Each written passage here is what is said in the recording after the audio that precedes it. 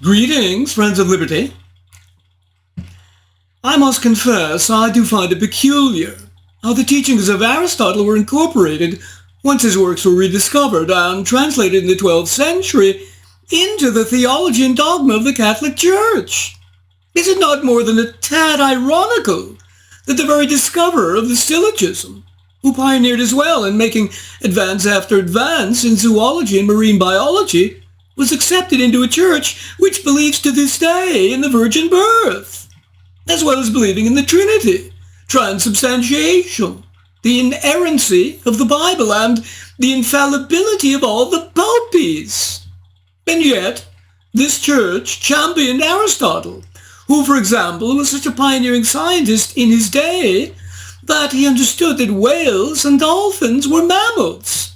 Not a bad discovery at all for the 4th century BC. The problem for Catholicism all began after the Church and its monks came into possession of Aristotle's writings in Arabic, which they translated into Spanish and then Latin, later adding additional translations of manuscripts discovered in ancient Greek. And what they found utterly atomized their medieval conception of the world, challenging Christian dogma and throwing Catholics into a quandary. What, for example, were they to think about the fact that Aristotle had said that the universe had always existed, that it was eternal? That felt like a nettle in their britches, since it contradicted the story of creation found in Genesis. And so some universities, like that of Paris, banned his scientific works. Yes, banished the knowledge he gave us that, for example, the cartilaginous fishes, like sharks, differ from the bony fishes like tuna. Just make the knowledge go away. Catholics were so confused by all this that they formed 3 new schools of philosophy and theology. Number 1, those most faithful to Aristotle, the Averroists, who believed that there were both Christian and secular truths. Number 2, those who rejected Aristotle, clinging to St. Augustine and his Neoplatonism.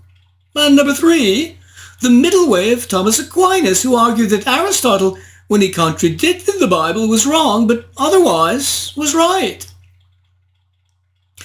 Now if we turn to the parallel issue of how other cultures and religions have reacted when discovering Aristotle and his works, and even to these consequences reaching into your own 21st century, especially as regards Muslim countries from the medieval period onward,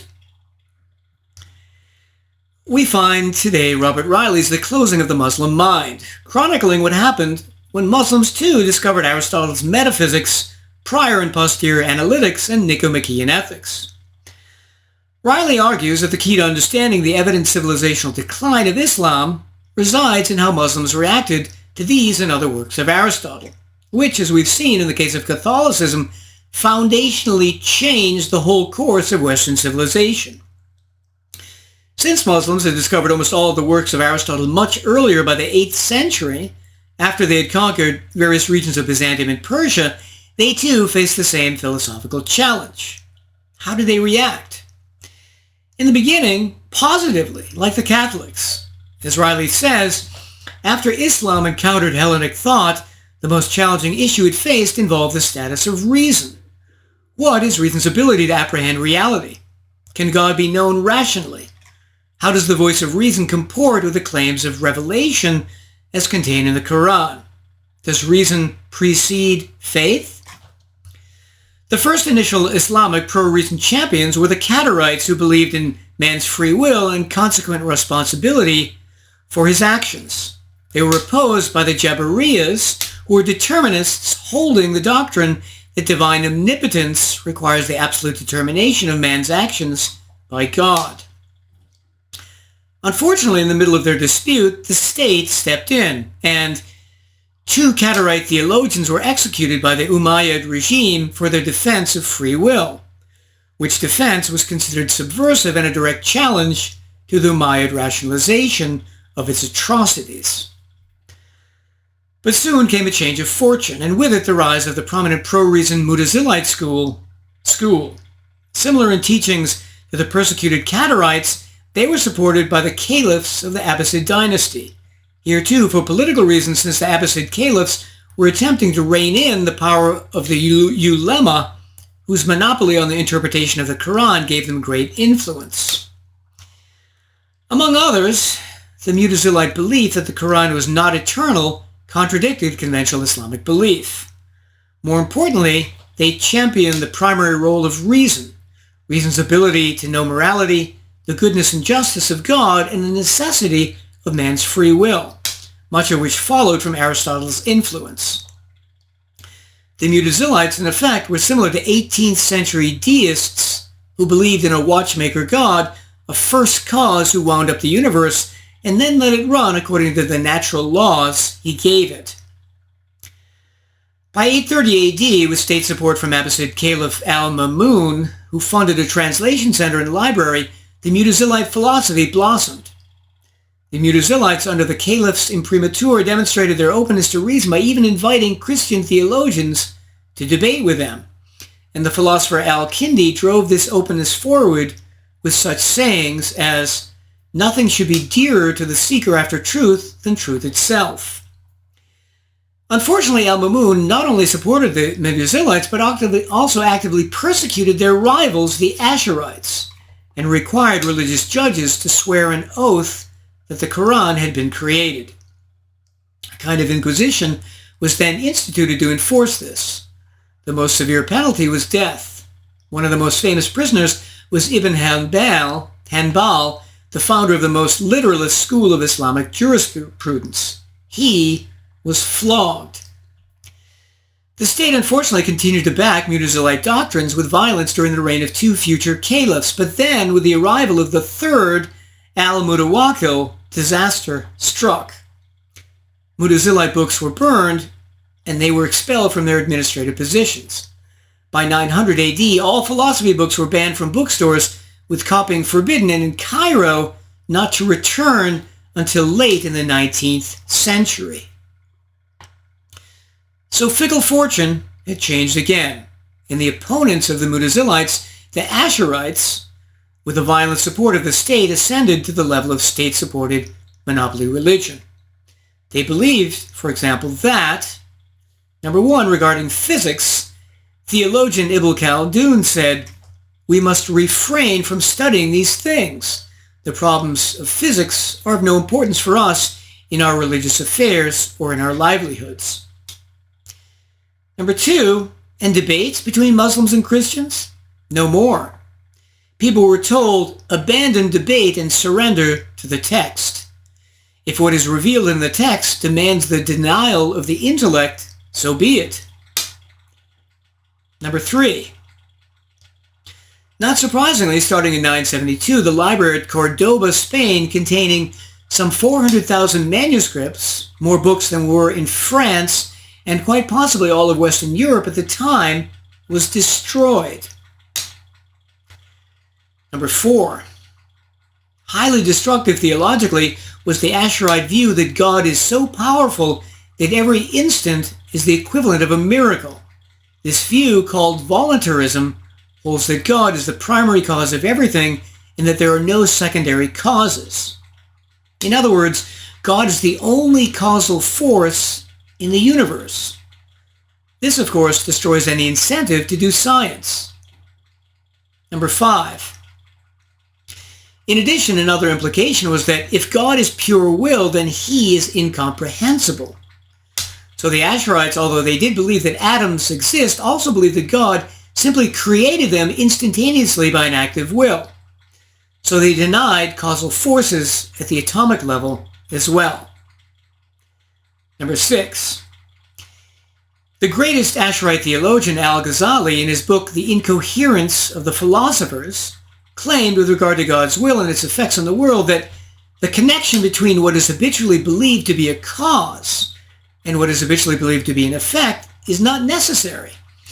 The continuous habit of their occurrence repeatedly one time after another fixes unshakably in our minds the belief in their occurrence according to past habit. Those conversant with Western philosophy here will naturally recognize in this Asharite belief the same belief as that of David Hume, who expressed the same skeptical sentiments about causation in 1739. And it is not surprising that, like Immanuel Kant, a contemporary of Hume, al-Ghazali also in his own way distrusted the evidence of the senses to give us information about the world. Number 7. Regarding Asharite morality, Reilly says, if Allah's pure will, good and evil are only conventions of Allah's, simply because he says so and for no reasons in themselves. What is forbidden today could be permitted tomorrow without inconsistency. The result of all this legally is that law as interpreted is unrelated to justice in the classical meaning of the term. Having seen these erroneous philosophical and ethical beliefs of the Asharites, one of their greatest promulgators was the aforementioned theologian al-Ghazali, who exerted an enormous influence on the development of Islamic beliefs and thus Islamic history. He also introduced and normalized mysticism in the form of the practices and ideas of the Sufis. Al-Ghazali's book, The Incoherence of the Philosophers, was a full-throated attack on reason and Aristotle. He's saying that Aristotle could not eliminate from his doctrine the stains of infidelity and heresy which disfigure the teachings of his predecessors, Plato and Socrates. We should therefore consider them all as unbelievers. Notice how al-Ghazali here was complaining about Aristotle's heresy, not that he was wrong. Metaphysics, too, comes under attack since it is the fruitful breeding ground of errors of the philosophers. In addition, the secondary ideas that flowed from Aristotle's beliefs, such as that the body cannot be resurrected and that the universe is eternal and uncreated, were rejected and regarded as blasphemous, since these deny Allah's omnipotence. One way that al-Ghazali attacked the Aristotelian Muslim philosophers such as Avicenna was by claiming that they too believed by faith, not reason.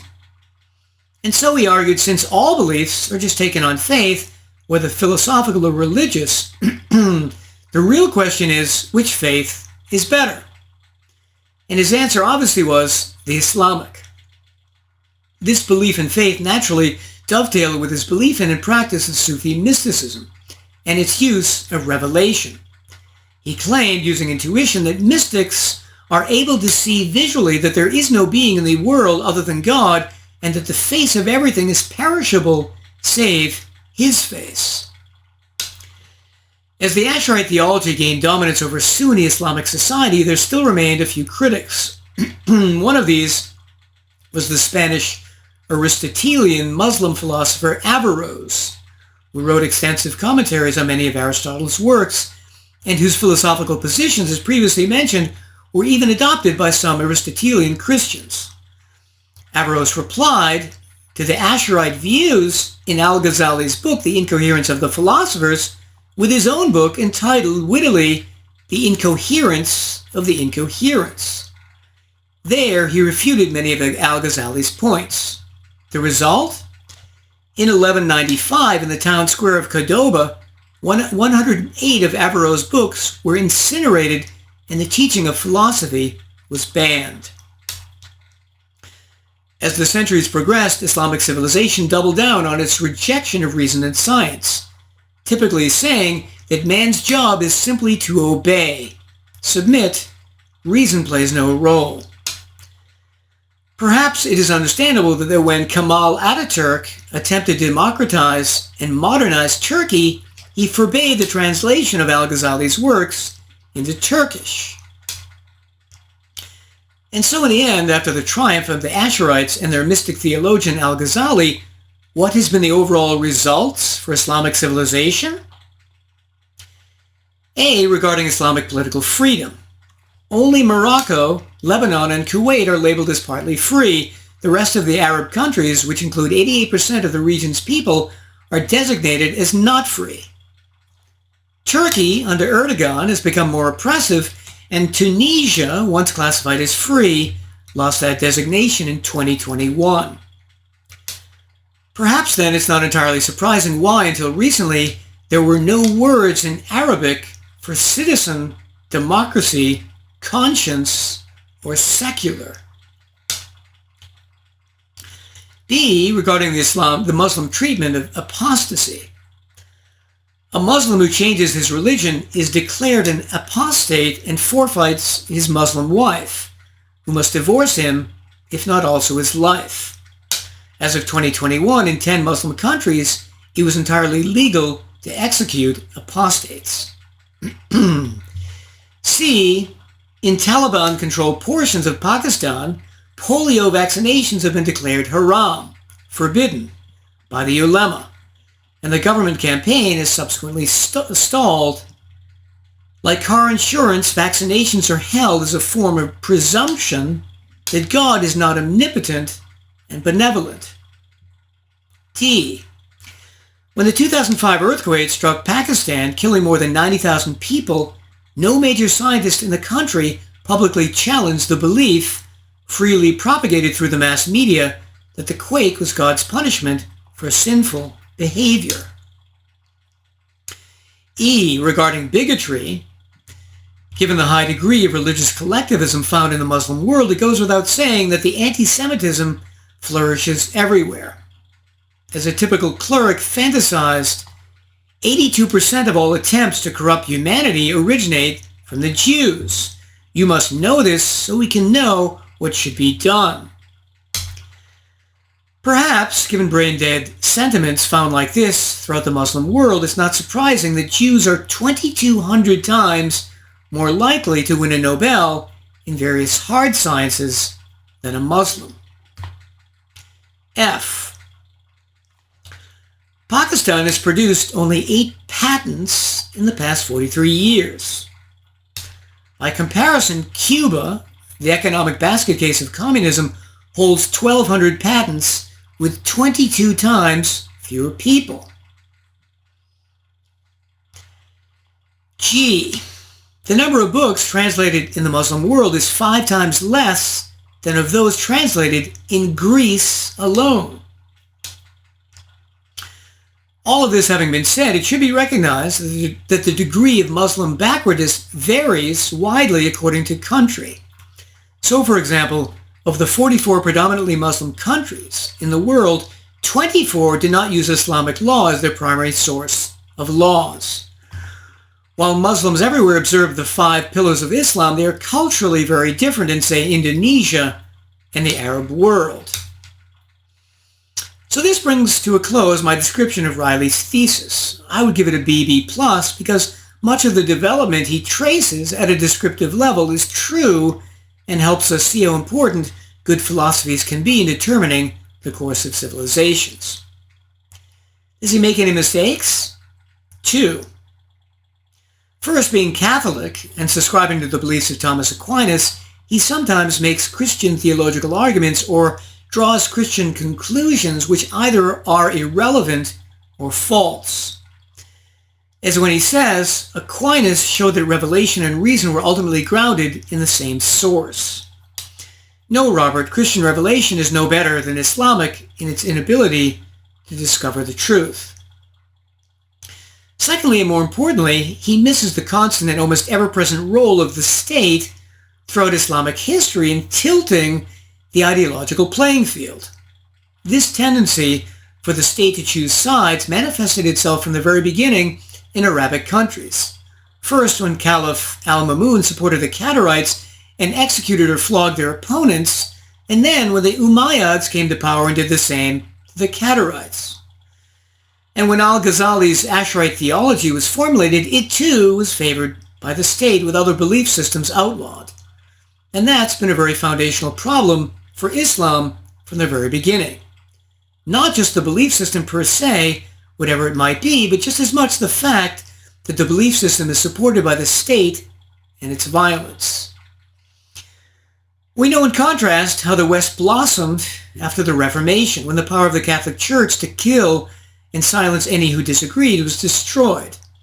And the same blossoming of Middle Eastern and Islamic civilization could occur if the state no longer enforced the beliefs of any given religious ideology. whether it be Sunni, Shia, or Khawarij. So Reilly thinks that Muslims will only prosper when they rediscover Aristotle and reason, but I think it's just as likely they'll rediscover Aristotle and reason when they're politically free to do so. Which came first, the chicken or the egg? Happy for my part that my father helped me understand that everything sacred was only to be found in the world of humanity and nature, and not in the fantasies of religion. I bid you well, and remain the Scarlet Pimpernel.